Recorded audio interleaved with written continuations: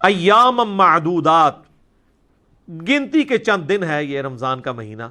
فمن کان منکم مریضا، اور اس میں بھی اگر تم میں سے کوئی مریض ہو، او علی سفر، یا وہ سفر پر ہو، فعدۃ من ایام اخر، تو وہ اپنی گنتی کو باقی دنوں میں پورا کر سکتا ہے.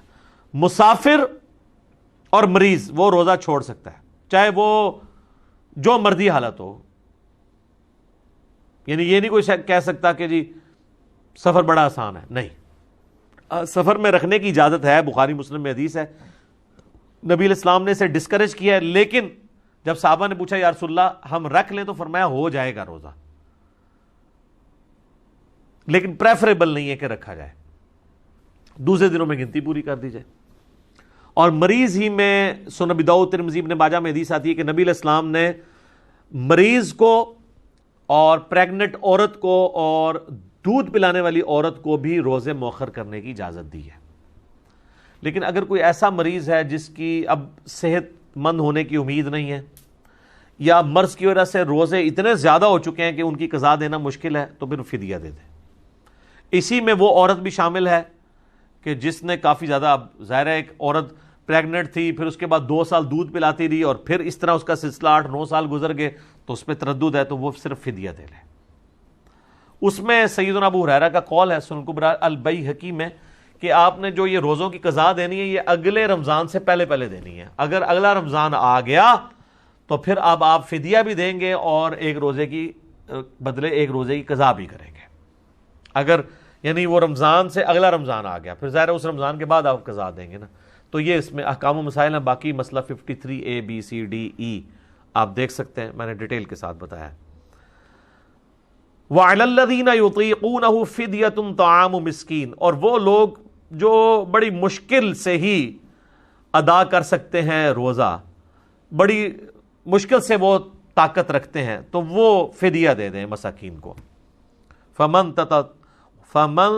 تطوع خیرا فہو خیر لہ، اور جو کوئی خوشی سے زیادہ نیکی کمانا چاہے، یعنی بعد میں روزہ بھی رکھ لے، اگر فدیہ بھی دیا تھا بعد میں اس کی صحت ٹھیک ہوگی روزہ بھی رکھ لے، تو وہ اللہ تعالیٰ کی طرف سے اجازت ہے. وَأَن تَصُومُوا، اور دیکھو اگر تم روزہ رکھو تو خیر لکم، اسی میں زیادہ اللہ کے نزدیک تمہارے لیے بہتری ہے، ان کنتم تعلمون، اگر تم جانتے ہو. اچھا، یہ جو آیت ہے نا، اس کے بارے میں صحابہ کے 2 موقف ہیں.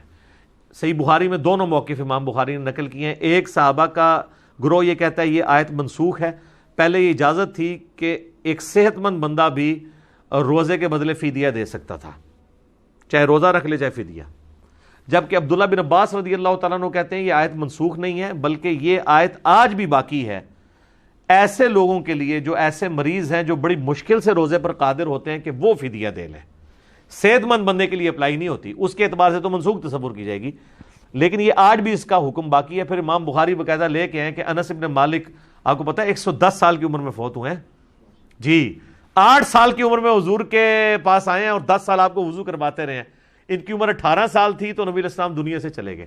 ہم صحابہ کے بارے میں سوچتے ہیں تو سمجھتے ہیں کچھ چٹی چٹی داڑھی والے ہوں گے. 18 سال حضور کی وفات کے وقت. ابن عباس کہتے ہیں میری عمر 13 سال تھی جب دنیا سے نبی علیہ السلام چلے گئے. اتنے بڑے فقیہ. عبداللہ بن عمر 22 سال کے تھے، حضور فوت ہو گئے. یہ آپ کو جتنا کچھ پتا چلتا ہے نا، یہ نبی علیہ السلام کی مبارک زندگی کے بعد کے ان کے کارنامے ہیں. اس وقت تو بالکل وہ سمجھ لیں کہ نوجوان اور بچے ہی تھے. تو انس بن مالک کے بارے میں امام بخاری نقل کیا جب وہ بوڑھے ہو گئے نا تو روزہ نہیں رکھ سکتے تھے، تو وہ روزانہ ایک مسکین کو بلا کے گوشت کے ساتھ اس کو 1 وقت کا کھانا کھلایا کرتے تھے. اچھا، حنفیوں نے 2 وقت کا کھانا رکھا ہے، لیکن قرآن کا اسلوب اس کو سپورٹ نہیں کرتا. اس میں ہے کہ مسکین کو کھانا کھلاؤ، تو کھانا کھلانا 1 ٹائم کا ہی کھانا ہوگا، 2 وقت کا نہیں. یہ لاجیکلی نہیں بنتا. تو یعنی انس بن مالک رضی اللہ تعالیٰ عنہ خود چاہے وہ دال کھاتے ہوں، مسکین کو جو ہے نا وہ اللہ کے لیے، لن تنالوا البر حتی تنفقوا مما تحبون، تم نیکی کے اعلیٰ ترین درجے کو نہیں پہنچ سکتے جب تک کہ اپنی پسندیدہ چیزیں اللہ کی راہ میں خرچ نہ کر دو. انس بن مالک مسکینوں کو کھانا کھلاتے تھے گوشت کے ساتھ. اجتہاداً امت نے اس پہ اجماع کیا کہ اگر کوئی کھانا نہیں کھلا سکتا تو 1 وقت کے کھانے کا فدیہ کسی مسکین کو دے دیں. اور یہ بھی ہو سکتا ہے کہ آپ کسی مسکین فیملی کو, غریب فیملی کو پورے مہینے کا اپنے جو روزہ, جس طرح شوگر کے مریض ہیں, وہ بے شک ینگ بھی ہیں, وہ تو کبھی بھی قدرت نہیں رکھ پائیں گے, ان کے لیے مشکل ہو جاتا ہے, تو وہ ہر سال فدیہ دے دیں. بوڑھے لوگ ہیں, 80+ ہیں, 90+ ہیں, ان کے لیے روزہ رکھنا مشکل ہو جاتا ہے, تو وہ 30 روزوں کا فدیہ نکال لیں, جو ایک وقت کا کھانا بنتا ہے, جو ایوریج جتنا وہ کھانا جس سٹیٹس کا کھاتے ہیں, یعنی وہ اگر 200 روپیہ والا کھاتے ہیں تو 200 روپے کے حساب سے دیتے ہیں, 300 والا کھاتے ہیں 300 کے اعتبار سے. اور جو لوگ باہر کے ملکوں میں آباد ہیں نا, تو وہ اپنے ملکوں کا حساب لگائیں گے.